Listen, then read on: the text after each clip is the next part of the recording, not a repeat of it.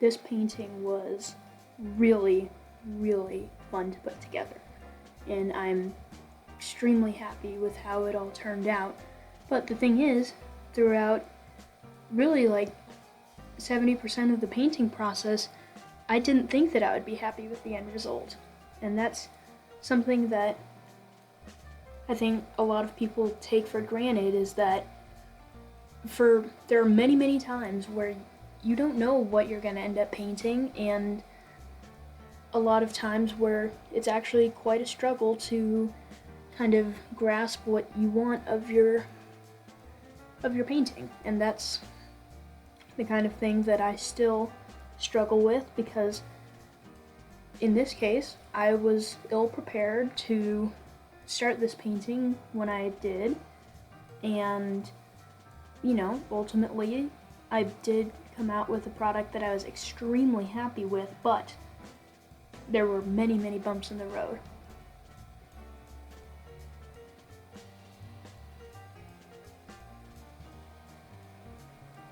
I'm painting the first layer of my canvas in a very crude fashion. You'll look at this and probably think that this is like the worst painting in the world, and to be fair, it kind of was in the beginning. And what I wanted wasn't to get a product that looked good. I wanted a way to visualize to myself what it would eventually look like. And as an artist, I think it's imperative to be able to look at a painting that is still a work in progress and be able to envision what you want to see. Because if you can always envision what you want to see, you'll end up painting that. And a good underlayer is really essential to a painting because of that.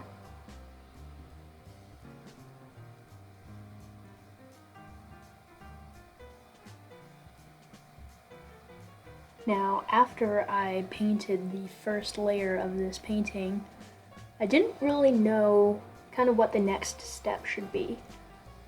There were a few minor tweaks that I was already well aware that I would have to do, like adding some details to these rocks, which I will touch on later, changing some of the colors in the sea just a little bit, but ultimately, I didn't know truly what to do.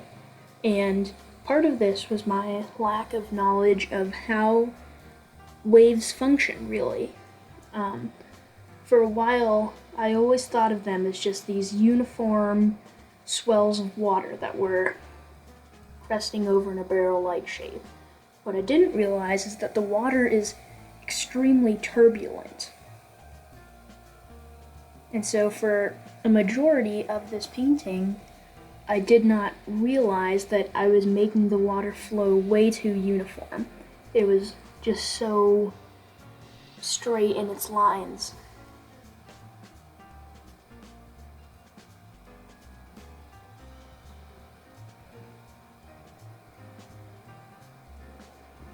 The whole time I had in my mind this exact same painting, except with a stellar look to it, and I could picture in my mind what I wanted, but I couldn't quite put that on the canvas. And for the longest of times, I was just adding on layers of paint, trying to refine it in small ways, and it never really was coming together.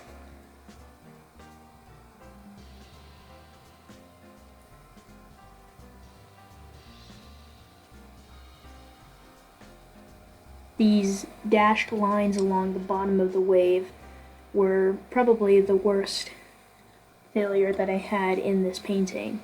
And you're probably thinking that I'm way too harsh on myself, but the reality is, if I was ready to accept that this was my final product, I would be stuck with that and would have never found the truly, in my mind, incredible painting that I eventually created. And I'm really proud of what it became. But, that's because I'm still learning as a painter myself. Right here I'm adding details to the rocks, and there was one big thing with this painting and it was a huge eyesore, and that is the color of the beach. I was loving the shape of the beach and how it was surrounded by that cliff, but it was the color of poop, and it was so frustrating to see it every single time, which is why I changed it and added in the effect of water that was sliding back down into the sea after the first wave had crashed. And now, this is when I really started to pull it together with the wave. What I had never realized before was that waves were extremely turbulent. There wasn't a uniform way in which the water flowed, but it almost made jagged lines and harsh transitions within the wave, and I never really understood that. So this is what I did right now, but I realized I would have to blend it in order for it to not look extremely jagged. And after I blended it, I was like, oh my gosh, this painting just got 1,000,000 times better. And I'm sure you can see the difference. Adding in some white water to the foreground, but there was still another eyesore that was really bothering me. And that was the fact that the second wave was it just didn't seem right.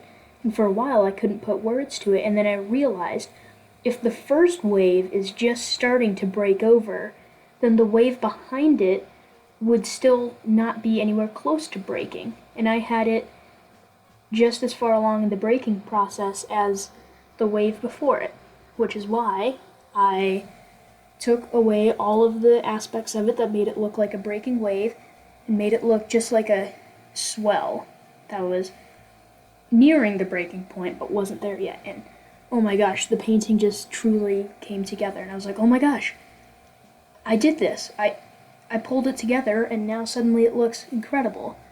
And there's one last thing that I really had to do to make this painting pop, and that was adding sea foam, lots and lots of it. Now, to do this, all I did was take pure white paint with my smallest brush and just dabble it on everywhere. And there was method to my madness, but ultimately I tried to make it pretty random, because in nature there are many, many things that are random.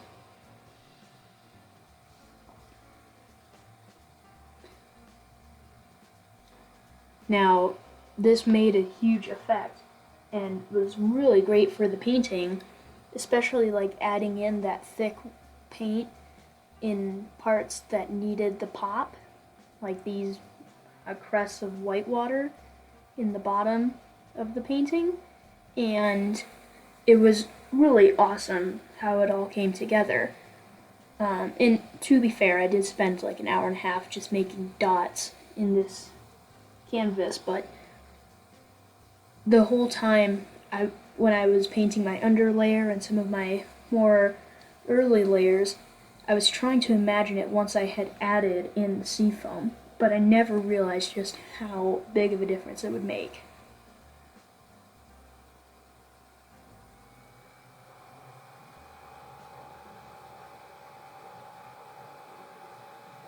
Ultimately, I was extremely, extremely pleased with how the painting turned out, and I think it just goes to show how much you'll eventually thank yourself for pushing through hard times, because this painting was, in my mind, really bad for a long time until I took the time to look at photos of waves and started to just truly realize what I had to do as a painter to improve this canvas.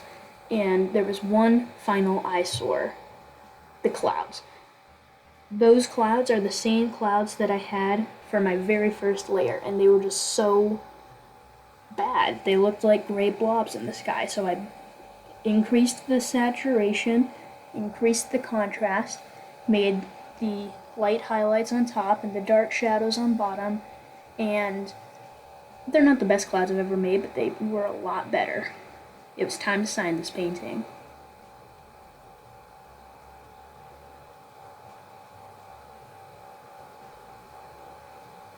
I was so happy with how this painting turned out. I could not have imagined that it would ever become like this, but it did, mainly because I stuck with it and pushed through. Thanks for watching.